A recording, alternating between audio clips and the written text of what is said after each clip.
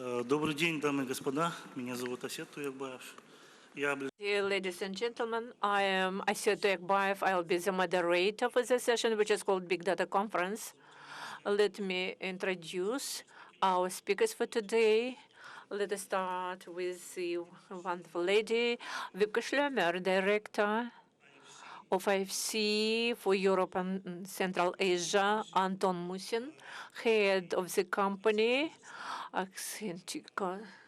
Kazakhstan, Vitaly Satarov, founder of UB Company, expert of Skolkovo, director on development of business markets of KSL, Vadim Liu. Today's topic for discussion is about what is big data and how it is related to development of smart cities. As we all know, now we have so many devices, information systems which show up in the world, and each of them generates huge data which dramatically expand the data which we must manage and structure and must get the correct analysis and to make of it solutions for governments and for people.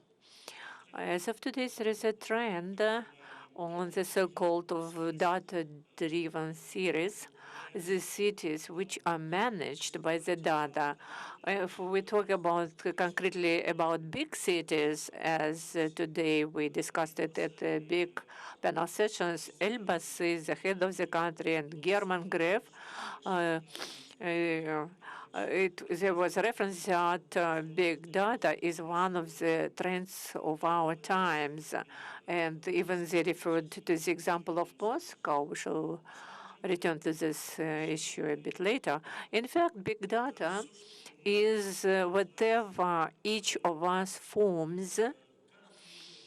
Every of us leaves a footprint which starts from this device, which is the major element of internet commodities, which sometimes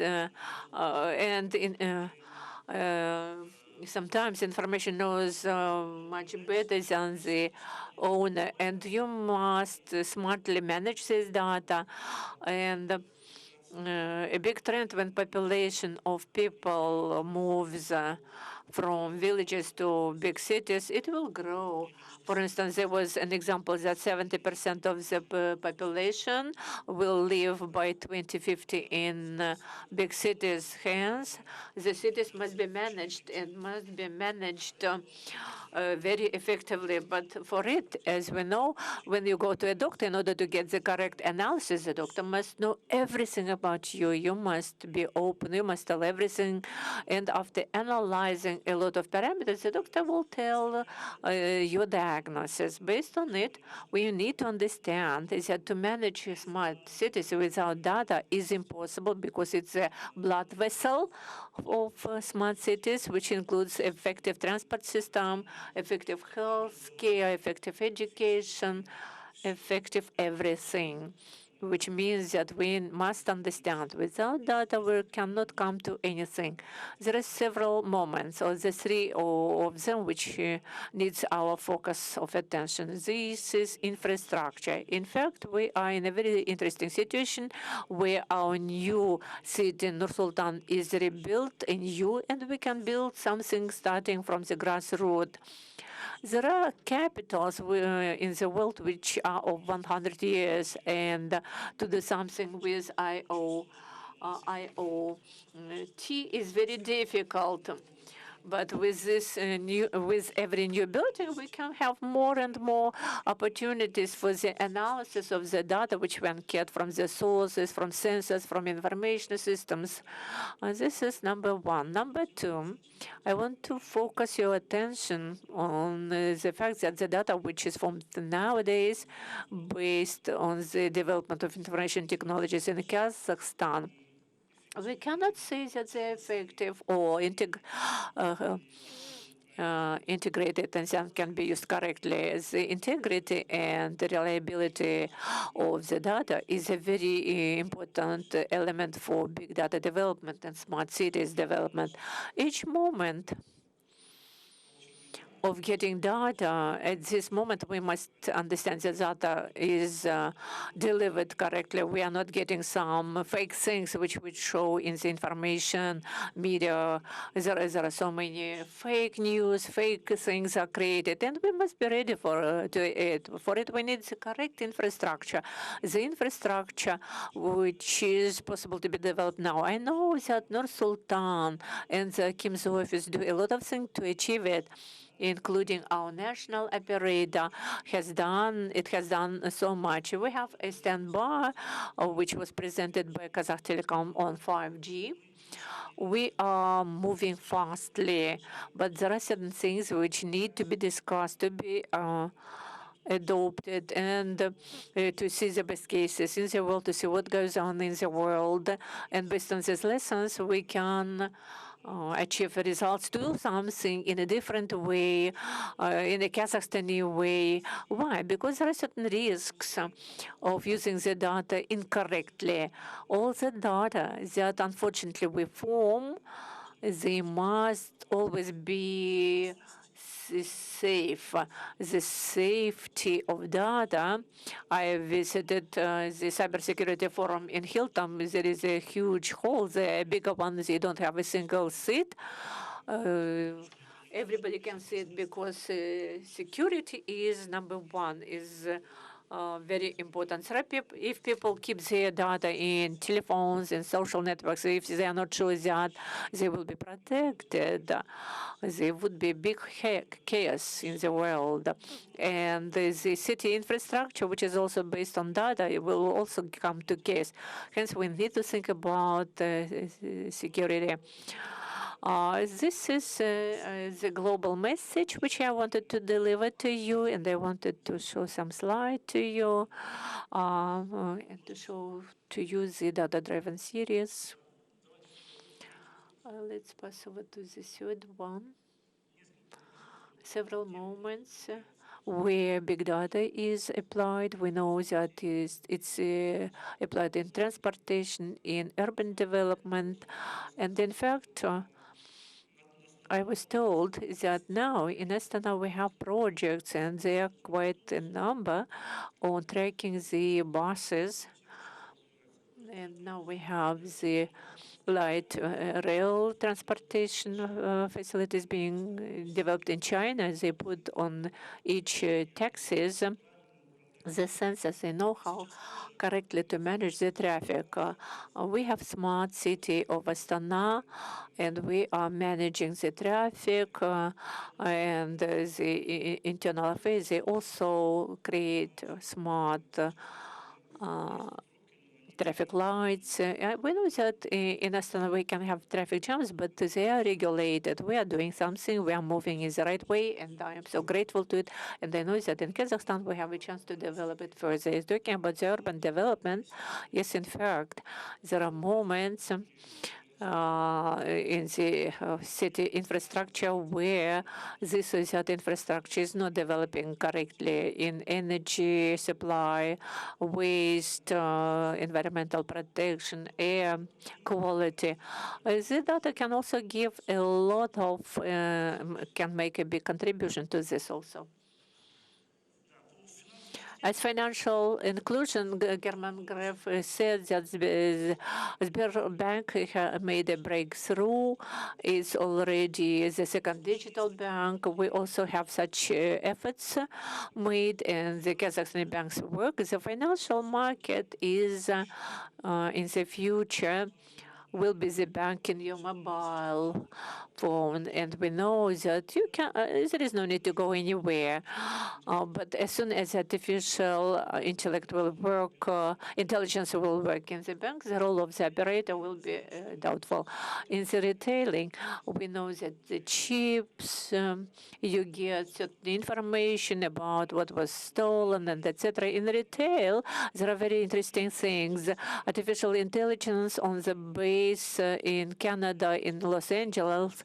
They identify faces, arms, but they don't label goods. They define them and they see you, and you go out and they know how much you must pay, and they will charge it from your card. This is the future, and we are going to it. Let me give the floor to the speakers, otherwise I see too much. Vital Lisatar, who is the founder of the company UBIC, expert of Skolkovo, he will tell today about the concrete case of Moscow. Has company implemented a big project and became a success story. Thank you. We are moving towards success. Just a brief remark. You have touched upon a very interesting topic, and we have the presentation about security. I worked for some time in this sphere. For me, it's a very important issue. It's clear that we, as a company which deals with big data, we have to have more data and more data. And in this respect, we think that we need to allow everybody and to open the access to data. But as a citizen who uses the devices, I am also concerned. But it's a very important issue. It arises every time when we show certain cases. We think every time whether it's possible to do this way, whether it will cause any negative emotions among our customers and journalists. Always sketch up some topic and exaggerate certain things. But in fact, it's a very important choice which we form, which our customers form, and everybody forms. I want to refer to one case last year in Barcelona. It was at the Smart City Forum. There was a standby of one of the Middle East countries. They showed some cities and big data and analytics. And there were so many people, Europeans, who looked at the presentation. At some moment, a person said, look, on this map, we can put people by nationalities and by their location, residence. And they said, no, we are not dividing people based on this principle. I understand the cautiousness, but the person from Middle East was surprised. But no, but these people form different city environments. They have the different needs. And there are some people who prefer to live in such a region, for instance. We need to take into account their positions. I don't know which position is correct, but this is a choice that we must make. When we talk about security, we say, let's to the maximum automate everything, but why not to come to such things when the products become useless? It will not be a data-driven city. It will be an analytics which will not have any impact on anything. But in this case, we need to find the balance, and we must remember about that and must take it into account. Let me talk about the case. A company which develops analytics and software systems, program complexes for big data. On analytics of big data, we have a number of clients, and Moscow is one of our clients. And in Kazakhstan, we work with silicon operators. We work a lot, but I not talk about the technical issues because it's boring. Otherwise, we shall be lost in gigabytes. It's not interesting. But I want to talk about the challenges that we face as a company when working with different types of customers.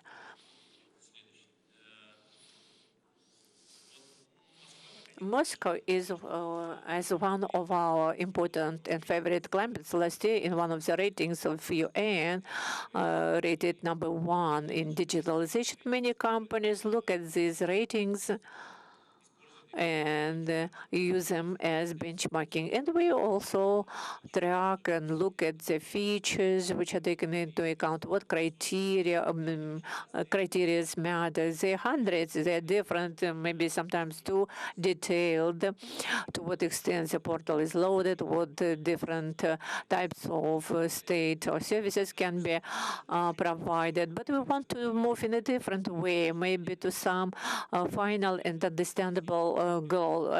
example, we have one partner in the Asian region, is a digitalized region, super digitalized region, where citizens can apply to different state bodies through one channel, email. They send an electronic message to one address, and then the smart system distributes this message to the appropriate department.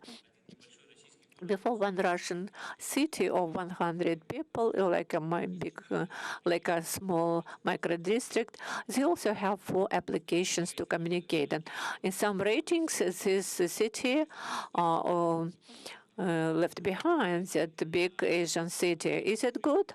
Does it have an impact on the quality of life to solve the problems? It's not a fact, maybe.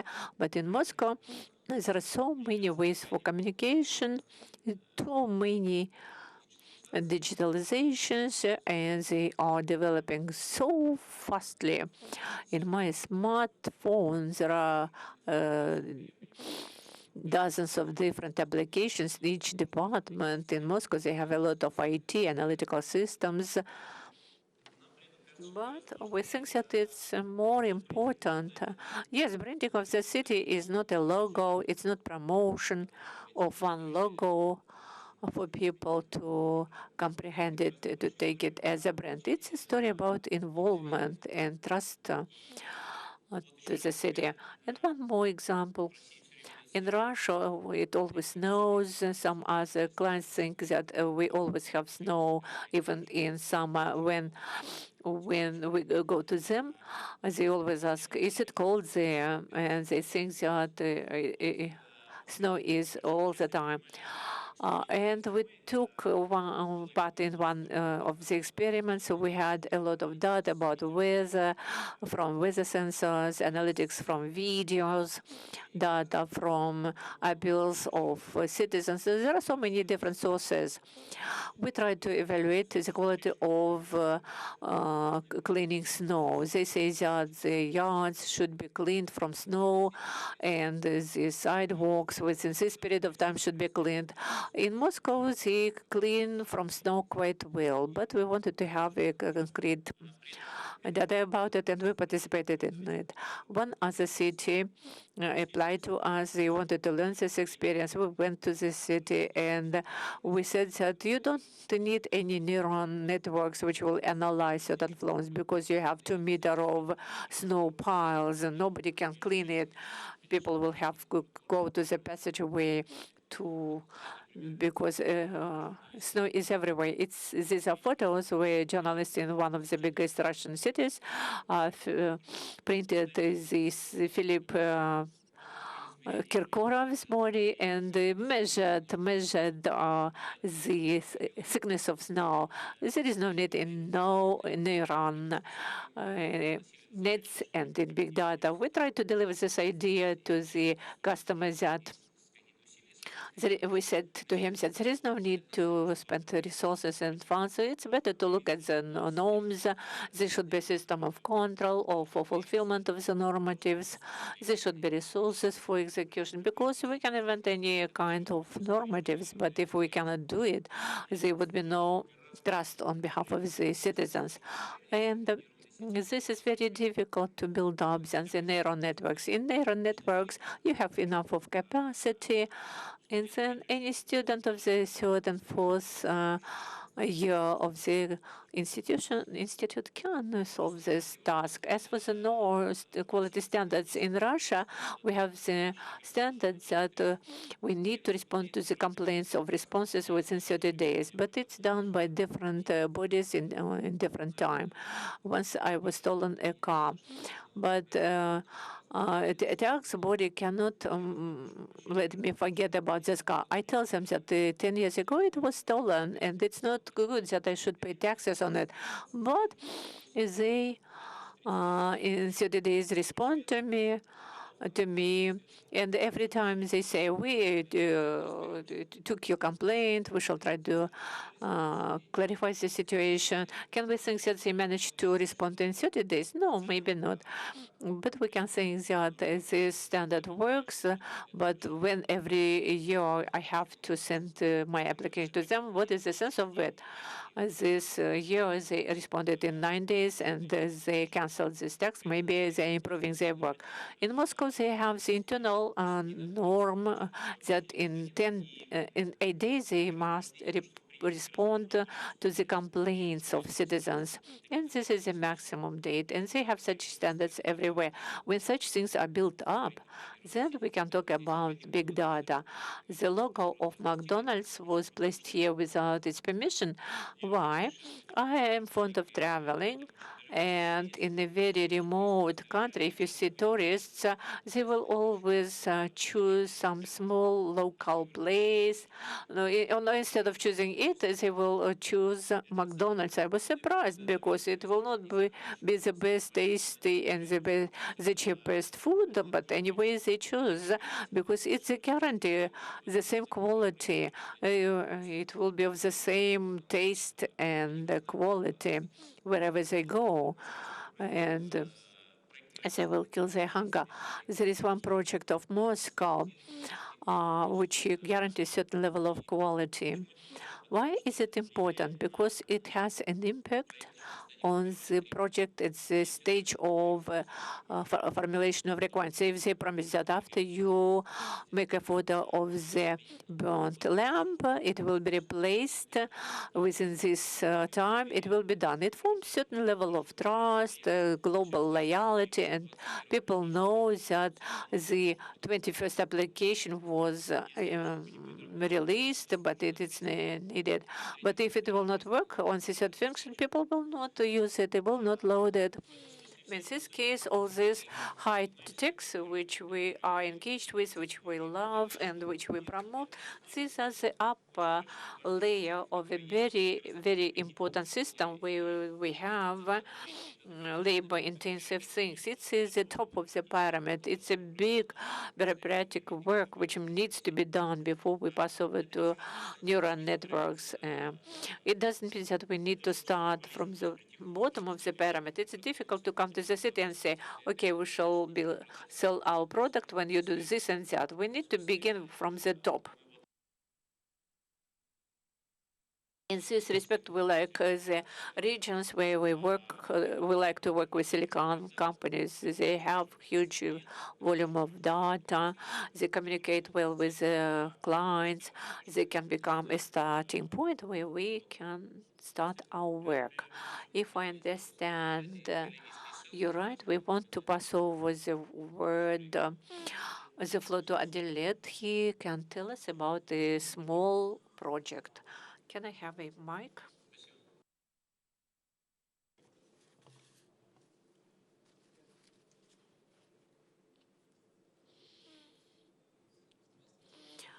Good day to everybody. I'm Adelet from KCell company. Here we wanted to show to you opportunities of the telecom operator in development of smart cities. We did jointly with the company Technologies and Interactive Standby. Here we show concentration of subscribers based on the social demographic parameters broken by time. You can click on time and you can understand where, what number of subscribers is concentrated in the city. We can make it by genders, years from 30 to 34, males, and you can see it on the map. And the local bodies can use they can make their decisions about the development of the city. And on top of it, here, for instance, in the airports, people fly in, and where do they go? Somebody goes to Karaganda or to Nur-Sultan railway station, and we understood that we need to build the light transport system where they can directly from airport go to the Nur-Sultan railway station. We can also see the internet traffic. We can see the websites and the top websites visited by citizens. Kuntilik, for instance, website which is visited in the morning mainly. Maybe these are teachers, parents, students, and where they are like concentrated in the city.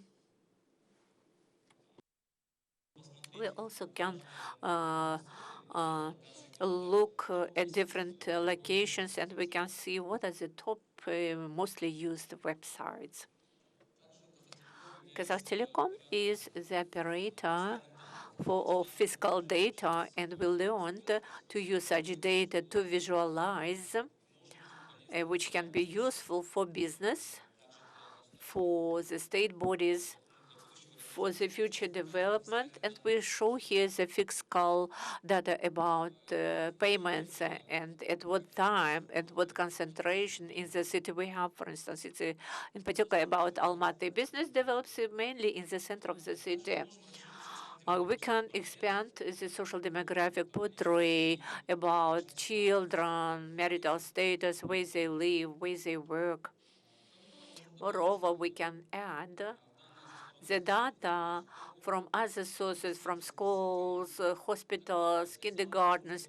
Thus, we can correlate this data with the data of the telecom operator and get certain insights for improvement of the situation in the city.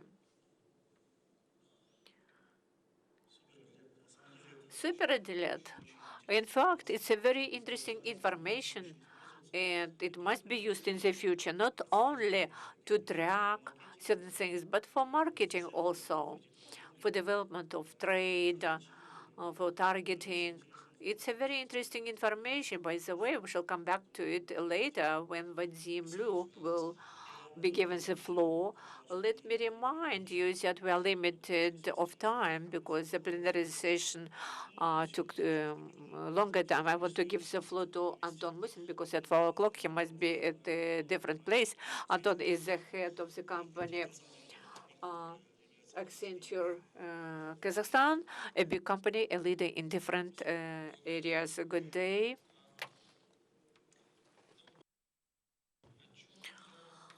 What I want to talk today while being a representative of the big technological company, of the international one. Of course, we also have such requests. We are contractors for implementation of such projects globally, locally. We always have such requests. And I would identify three big aspects yeah, of implementation of such programs. Because for us, as the integrators, implementers of such programs, these are the programs, these are certain activities which have the starting point, the final point, and participants. What are the aspects? Aspect number one, which is organizational. And what problems do we see in this aspect?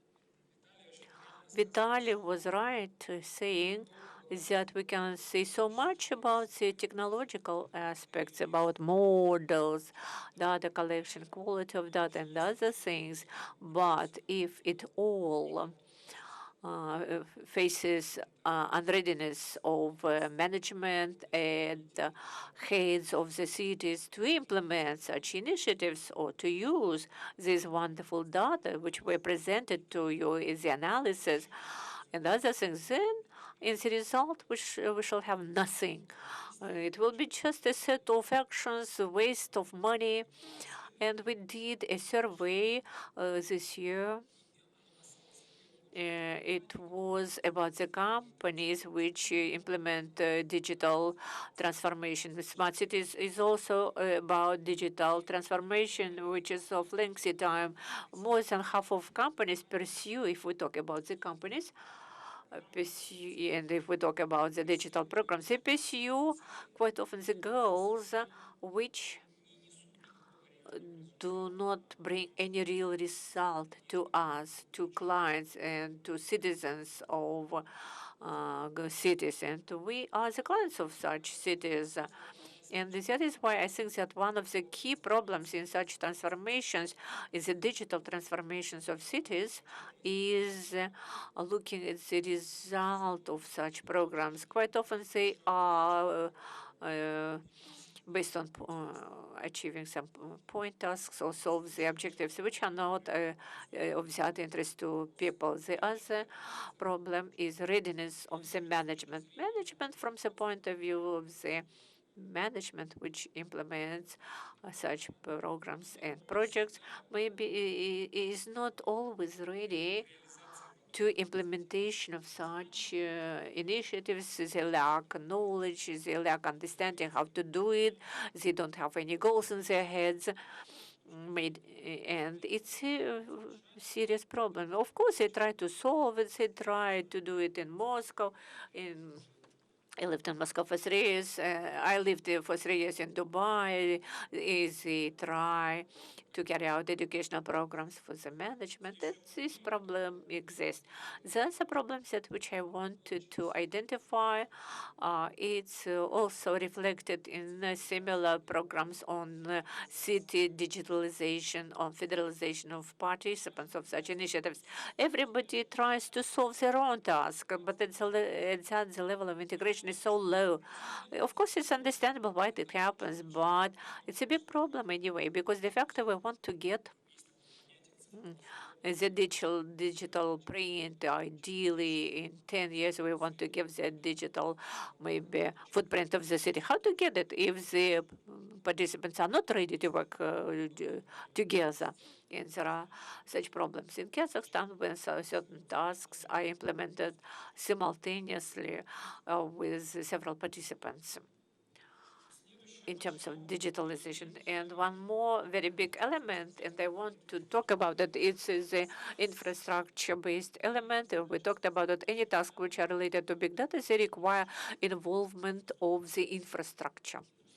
The infrastructure is a complicated thing, and each element of the infrastructure has its own cycle and cycle for development. There is a big a story about the Yandex buses, and you see on the applications that there is a bus coming, but the fact that it is not there. There are some delays. In reality, there is not a bus approaching to the bus station, but it's shown. And it's this problem is related to the uneven development of the infrastructure. Maybe it's better to develop this infrastructure in a comprehensive manner. But everybody tries to achieve their own interest. As for the infrastructure, there's also a big issue in relation to it. So many people complain about the lack of data, and I understand, Vitaly, that the more data, the better it is for them. The commercial sector works quite well, and based on it, I think that it's better not to wait till I get all the data. Even now, we have quite enough data, which is quite enough for analysis. Already now, you can get certain effect from processing of data. And we have seen quite wonderful results, which were presented by colleagues from KCL. Such data is quite enough to solve the managerial problems. But the managerial problems prevail over the technical issues. Sometimes infrastructure is not in line with our task. And talking about the data, many people complain about the quality, bad quality of data, but it's a big problem, really, even based on our experience. And we think that, and we see a trend in the post-Soviet market where new instruments to work with the data, like artificial intelligence, are used to provide data where I cannot get the data. I'm supported by mechanisms of artificial intelligence to fulfill my sources of data and then to be able to make analysis based on them. And the last moment, it's about sustainable development of such programs, digital programs on city development. And I think that he, it the approach will be the best fitting, which is better suiting us, which is called test and data-driven approach. What problem do we see? There is a program for 5 years. Certain goals have been defined, huge investments, but we don't know what we are getting at the end. Maybe it's better to change the approach. And many commercial companies already move in this direction when certain business tasks are tested on a small volume of data and small number of customers on a limited number of functions, and then we define whether we are interested in it or not at all. And we define whether we shall get the effect that we wanted initially or not. And here, the data which we have already seen, which already exists, is the element through which you can get such a result. We test our ideas about improvement of the city development, test of whether it will work or not. And only after that, integration of these ideas in these crazy programs, multi-billion cost of programs devoted for city development. Super, Anton. Thank you. I hope such companies like yours will help us in terms of consultation, how to build up everything correctly, how to develop the state programs for city development. Now the floor is given to our expert from abroad, Vibke Schlömer, Director for Europe and Central Asia, International Financial Corporation, IFC. And I will speak in English. Actually, can you take your mic? I think that's easier. Thank you. I have some slides. Do you have this thing to change? Yes, of course. Yeah. Okay. Thank you. Okay, good. And I will change the perspective a little bit. I think we've heard a lot about data, I think seen some very interesting applications already. So what I want to do is look more at the topic of big data and cities from the city's perspective. Okay. Let me see if I get this right, yeah. And perhaps just reminding us the context in which we're discussing, or the context in which cities are these days, in which we're discussing cities and the need for big data. So just reminding us that we have actually passed the point where globally more people live in cities than in rural areas. And I think we've heard earlier, but I think it's really good to hear it many times to really take in that probably by 2050, around 70% of the world population will live in cities. I mean, this is a huge trend if we think about this.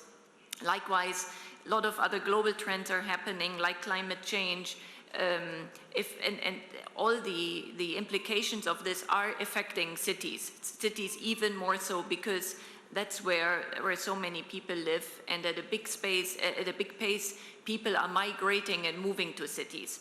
So I'm saying this just to remind us that cities really need to become more intelligent through the use of technology. You know, we all know we live in a connected world, in a networked world, and so must our cities. And just, it may sound simple, but I think the topic is sort of, in the end, it's quite complex. So I want to remind us and say, what is actually a smart city? And how we look at it is that we just say a smart city is a city that plans and manages its core functions by effectively using data and digital technologies, but with the goal of becoming efficient, innovative, inclusive, and resilient, and all of this to provide a better service for its citizens. And what I refer to as the 3 I's. This is really, from a city's perspective, what is needed in sort of becoming smart. One is instrumentation, so it's basically all the different ways on how to collect data. But the second, and you know it gets more and more complicated, the second is integration. It's really, there is a lot of data, but then how to connect it and bring all of this data together. And then the third, of course, you have all this data, you may have it integrated, but then really use it. That's why I'm saying for intelligence, really then how to use that, all that integrated data in an intelligent way that, that the city can leverage it to the most. So I think just as a framework, that's what we use or in approaching the topic. And already we've heard a lot about data. I think it's, again, from a city's perspective, good to look at digital technologies as being a key enabler, but it's important that urban planning and management remains in the driver's seat. And you know, we have a lot of different actors in it, and I think it's something I'll pick up again, but just to see what is actually enabling provision of better services, for example, but who is really driving it. And I thought it was interesting earlier in the plenary session hearing Paul Roma also say that, you know, the economic school from a while back of minimal state intervention, that this may need to be revised, that you actually need in an increasingly complex world and with technology that you need government planning. So I think this is here what sort of behind it. And again, reminding us cities generate such big amounts of data, and again, how to take best use of them. And I find it interesting when you think that urban areas, they have the concentration of people, which already allows for a lot of data to be available. And I think with it, they have a concentration of, let's say, data generating devices, you know, not only our phones. I think we know, of course, the phones are driving it very often, but all sorts of, you know, security cameras, sensors, everything. So it's really, I think, a lot of that progress that we're discussing about how data and this big data, integrated data will be used, will be particularly in urban areas and cities given the concentration. And putting it simply, what does big data do for cities? It offers better planning. That in turn offers better service delivery. That again offers revenue enhancement. There's of course a fiscal financial aspect, and then strengthens also resilience against any kind of unexpected developments. What I want to point out here is, and perhaps we can pick this up later in the discussion, there are, of course, also skeptics about it. It's good, it can be a controversial topic, and skeptics saying, you know, smart cities, and I put it here saying, are wastefully distorting investments. Investments are just being made in fancy technologies, because this is sort of the hype, this is the trend, over, let's say, fundamental or basic investments that may be needed. So I think this is also something to think about when you think about the urban planning. Another perspective, again, when looking at it from the broader contextual and cities perspective, and I think we're hearing this here, is what's the role of the private sector and cities. And I think we're hearing some examples already. There's actually a key role really in leveraging the private sector to develop smart solutions and innovative business models. I think this is something that should be driven by the private sector companies.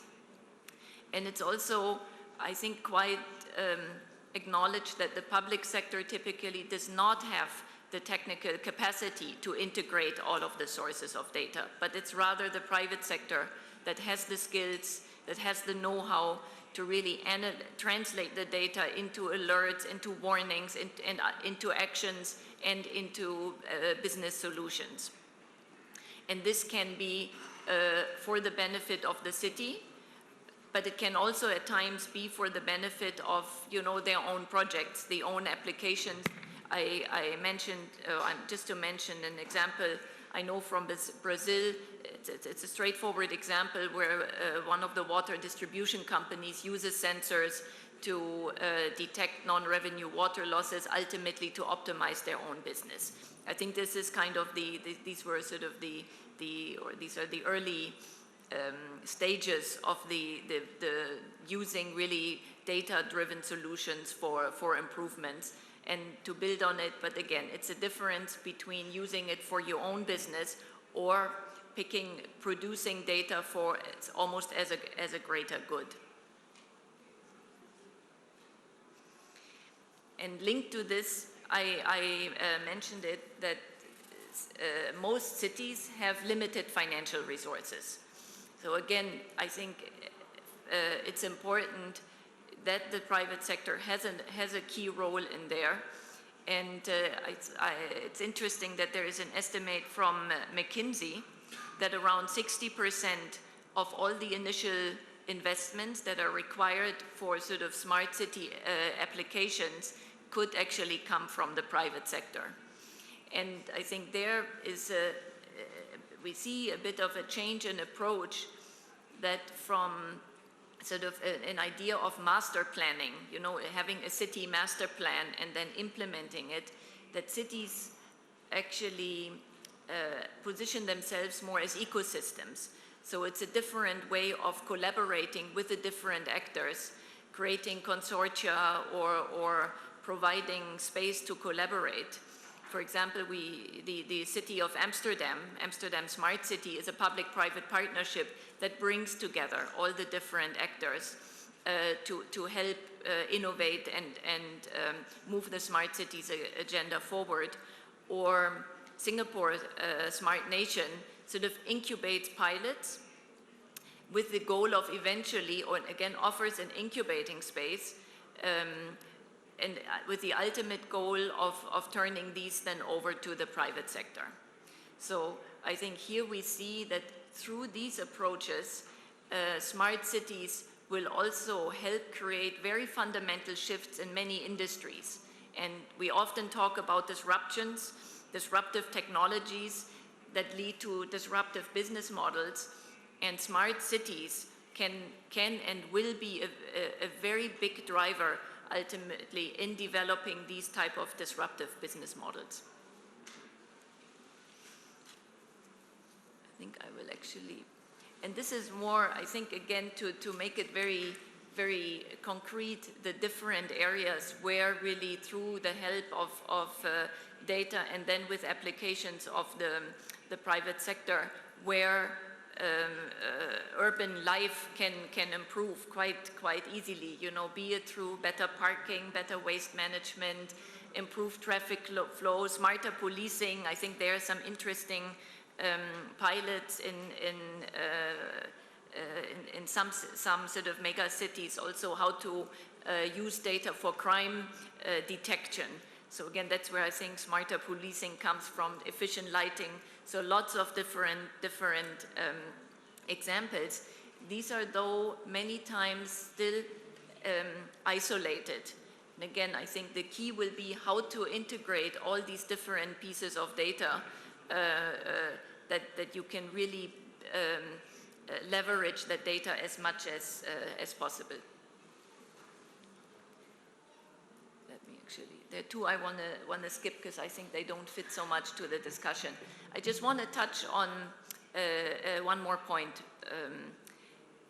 and that is there is a need also, there is a need actually for policy changes.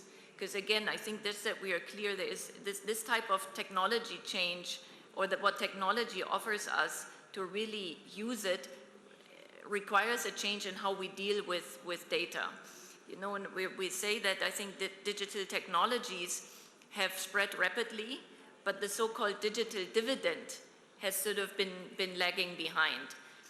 And I think it's ultimately there in the cities or in the private sector hands to connect these dots and help bridge that gap. And I think one of the critical questions is around who owns the data and the governance of data. I think here the colleagues have all been touching on this in different ways. And on the one hand, a lot of big data is currently owned or in the hands of private companies. And private companies are reluctant to share the data for privacy reasons or also for competitiveness reasons. And I think that data that's owned by cities sort of feedback is that also cities are, or by the public sector, cities are also not so willing for various reasons to share this. So ultimately, to really leverage the big data, it's important that there is access to open data.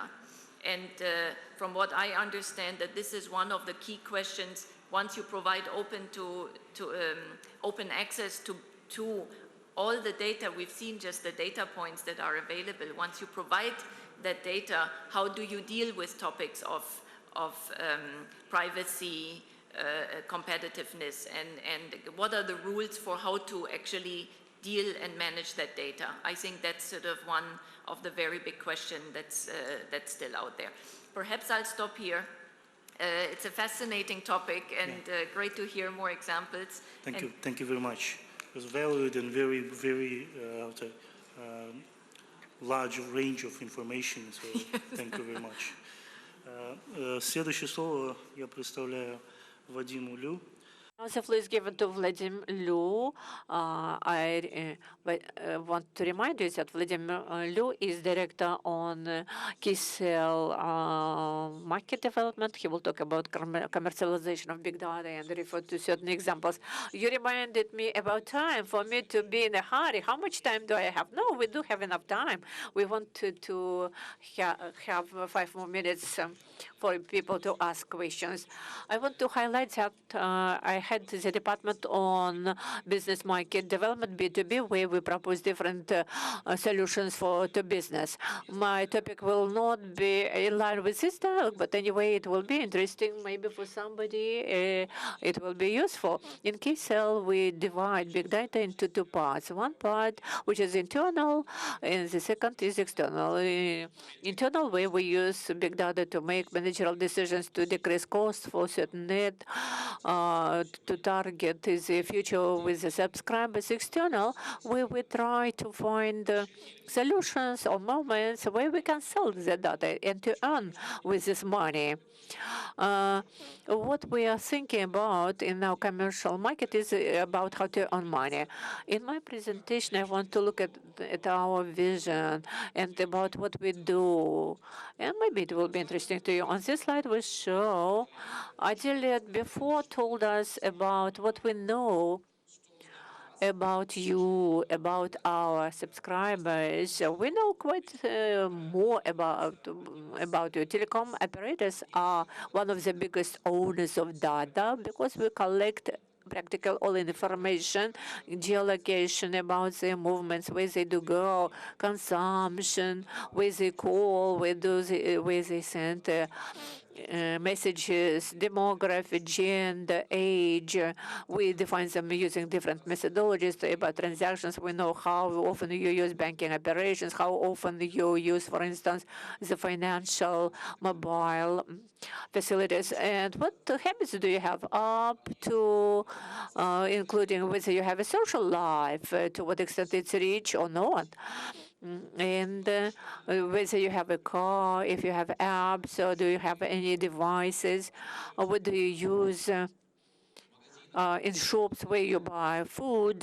We know practically much about you. So far, we collect this data. These are just data. It's impossible to call them big data because we are not using them rightly. But how to use them, it's the issue. I want you to have a fantasy. You know what we know about you, and how can it be used?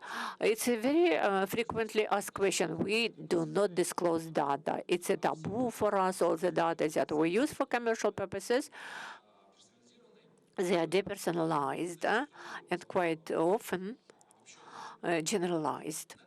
On this slide, I wanted to show what else we could do and what we are doing already. We, as a group, now we have a chance and the opportunity to use the data in TV.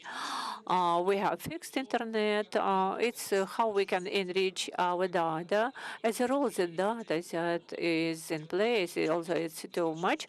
Anton said that it's enough for making decision to use them. But anyway, we look at what else can be done. We have triggers. We don't just use data, which is preserved on servers, where, for instance, a person goes by the shop and we know that he is passing by it, that maybe he is interested in jewelry, but he goes by the jewelry shop, and we sent an SMS and we tell him, come to the jewelry, we can give you a discount of 5%. There is LBS, which is not used quite well, location-based services, where we target on the basis of locations by GPS. We can up to 1 meter define where the person is staying. And we try to divide into groups the use. As of today, in all groups, we do something and we have certain products, or we try to research. The market of advertising, where we can work through direct marketing. We target through messages, through our data. For instance, we want to target certain audience, the group of from 18 to 25, only girls, because we sell commodities for young girls, and we target this audience. The job marketing, as I told, is based on location. The survey was proposed.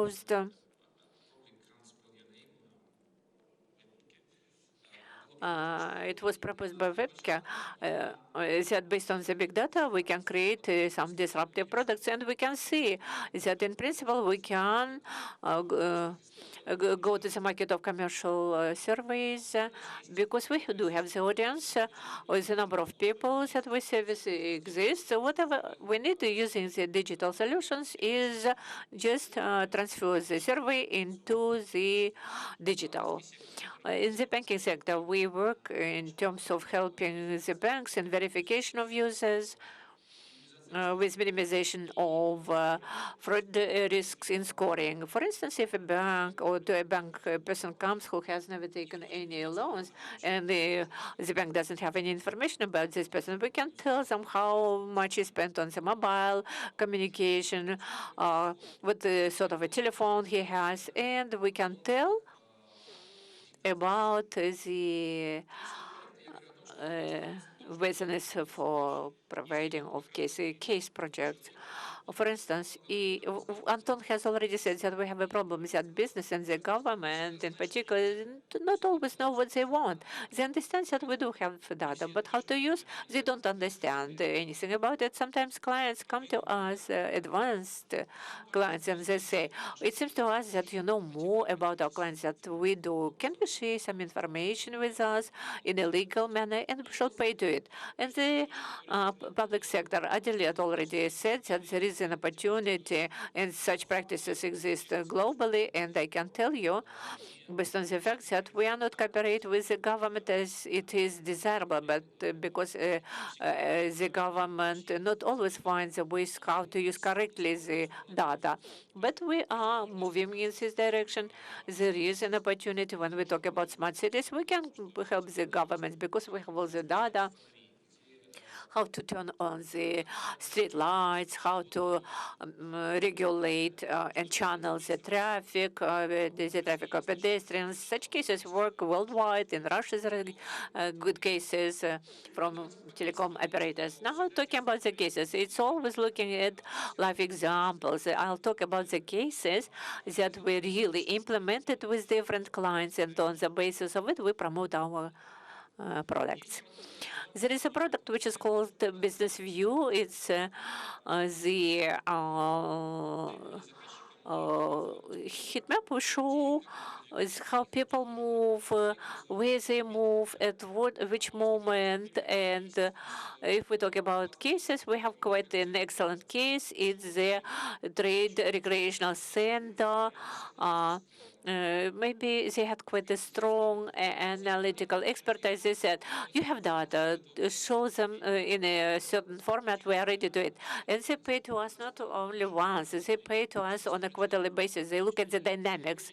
They do and carry out certain experiments, make movies, and show them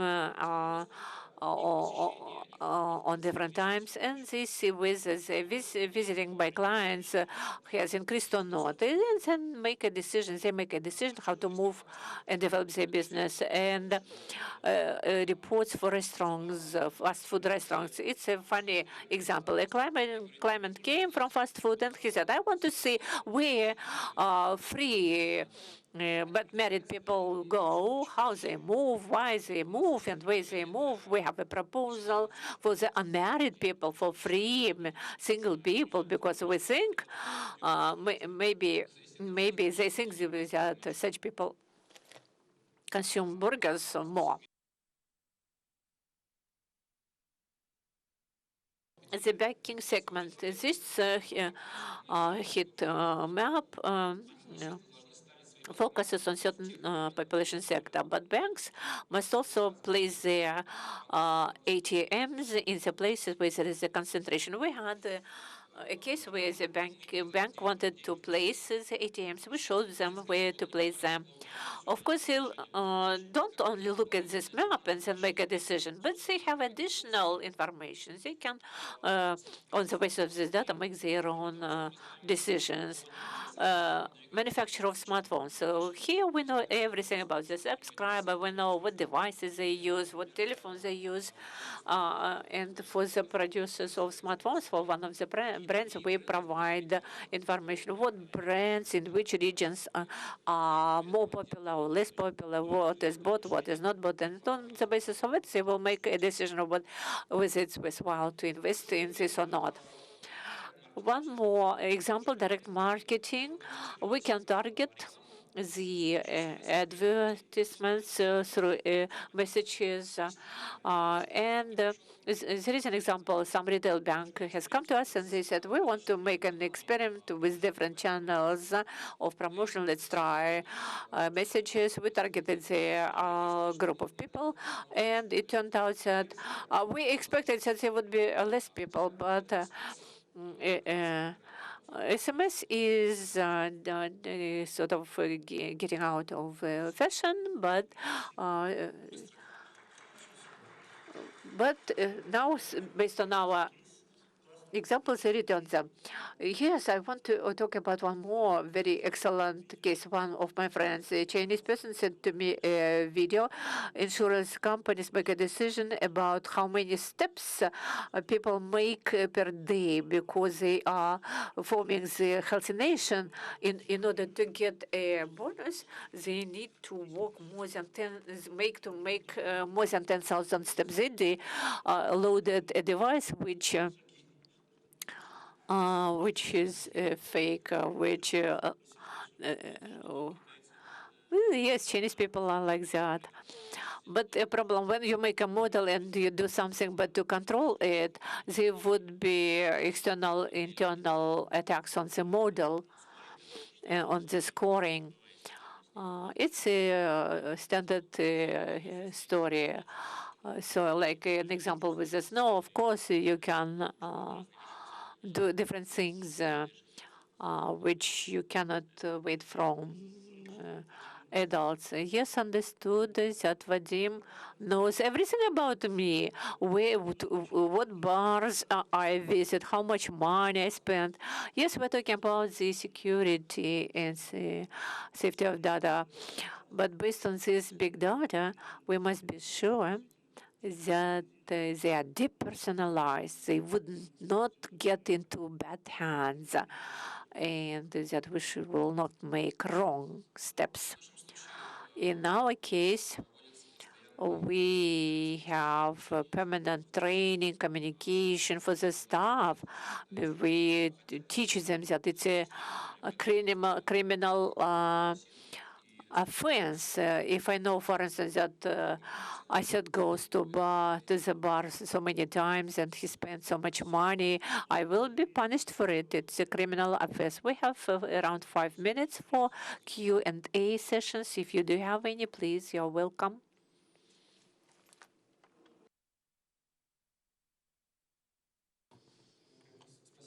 Thanks to speakers for their speeches. I have a question to Vladimir Lu, to KSL, and maybe to other speakers. We shall pretty soon have 5G in our mobile devices. We have so many data. Who is the owner of the data? Me or you? You earn on my anonymous data. You know everything about us, about what we do. It's an issue, and how should it be settled? There is not any legislative solution. I buy a tariff from you, but you sell all the data about me. But what is the question about? No, it's not the issue which is being solved right now. But the question is, for instance, I as a user must have all certain bonuses because you sell the data, my data. You are using my data, you are selling that data, and you are not telling me that you are selling my data. I have a response. Maybe it's better not to write it down as an official response. My personal view is that at the end, final end, the telecom operator in Kazakhstan and globally will provide services for communication free of charge. And I hope that they will happen, maybe in 2 years, maybe in 3 years, but it will happen when we shall learn to earn on data so much that we shall be able to survive. As of today, even in B2B portfolio, in my portfolio, big data and revenue from big data it amounts to 0.1%. It's very small. But when we understand that we can earn more, I am sure that at the state level they will make a decision, they will make a state decision that we shall decrease the tariffs. But it will happen when we can survive without tariffs. Let me add, I, as a managing director of the economic institution, I know about digitalization, but now we are discussing in developing the law on digital identification and digital money. There is a huge discussion that goes on, and right now we have the law on digitalization, which will be amended, and in this respect, the government moves forward also. Let me make a comment. In fact, there are two global tendencies which are observing, and we don't know which will win. One, total deprivatization. Everybody will know everything about you. It will be difficult to conceal any personal information. And the second, which is also related to this trend, it's a history about that, yes, you will be paid for information, transfer of information, and this one will be used for free communication and taxes. Maybe at the governmental level they will come to it, and there would be legislative initiatives which will be developed pretty soon about that. Let me add about that. Anton was quite right to talking about these models. There are only two. But there is one more problem. For instance, if you choose the second model that we shall share the revenues, for instance, KSL started to develop so much that started to share the money with the subscribers, but we need the cash flow. In the big operators, they have maybe a small percentage of revenues, but to have dozens of percentage, in the nearest future we shall not have it. But the data per each person doesn't cost anything. It costs when there is a data about a big amount of people. So the Procter and other companies need a big coverage and deep penetration. And at some moments there will be certain uncertainty when the big data is being sold, but we as clients do not get anything from it. But maybe some model will be adopted at some moment. Any question?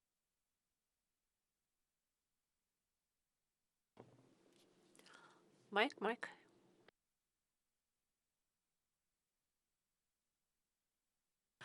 Good day to everybody. Thank you to the speakers for very interesting cases. But I have a question to Vadim.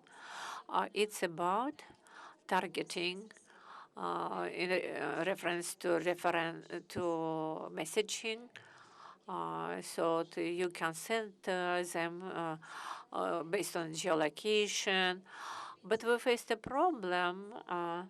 KCL rejected us in targeting this year, last year, saying that they don't have any information and that this kind of service cannot be provided. Why? Was it a social project because of it?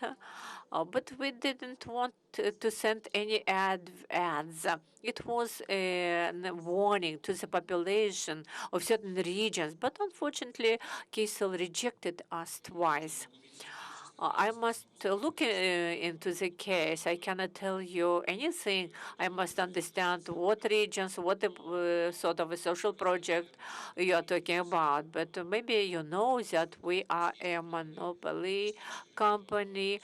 We have certain restrictions in our country. We cannot provide to different clients different types of products. If we have a product direct marketing, it has certain criteria and the law in the company, which is used in reference to other clients. Maybe some legal aspect was the reason, but maybe some other factors. We have one more law. We can send targeted messages to our subscribers or on advertisement to advertise the third parties, except of the opt-in button, where we get consent for ads.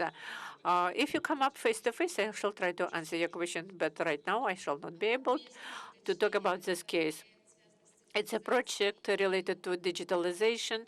It's not of an ads nature. It was just to warn people that population will have to switch from one TV to the other TV. It's not anything like advertisements. Do you represent a commercial company? Yes, right now.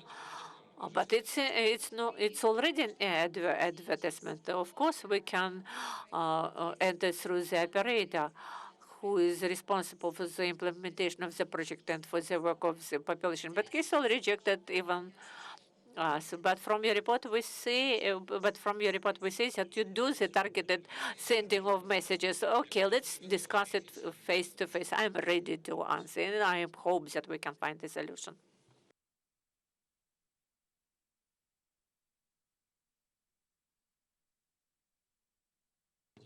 Good day. I am Simer Merhat. I want to thank for this very informative lecture. I have a question to you, Vadim. You have already mentioned earlier if you look at our data and if you use it, it's a criminal offense. But why the companies who pay to you and use our data, for them it's okay, and it's not referred to the criminal offense? I said that it's a frequently asked question. If I would give your name to the company, that you are Vadim Lu, you have this phone number, you are of this age, for this the company will be punished, KCL will be punished. We depersonalize the data. We not give any concrete names, surnames, phone numbers. We disclose information about people who move here and there. Only one organization in our country can get this information, which is not KCL. It's called KNVIC. All the others, whoever apply to us, we don't have any right to provide any information personally about you. For instance, how old are you? They can know only where 18-year-old guys go in Astana from 10 o'clock to 12 o'clock. Maybe you will be included in that data, or maybe not. It depends on the random selection and statistics. Nobody will provide any information personally about you, never ever. Thank you very much, colleagues, for this wonderful session. I hope everybody liked it. Thank you.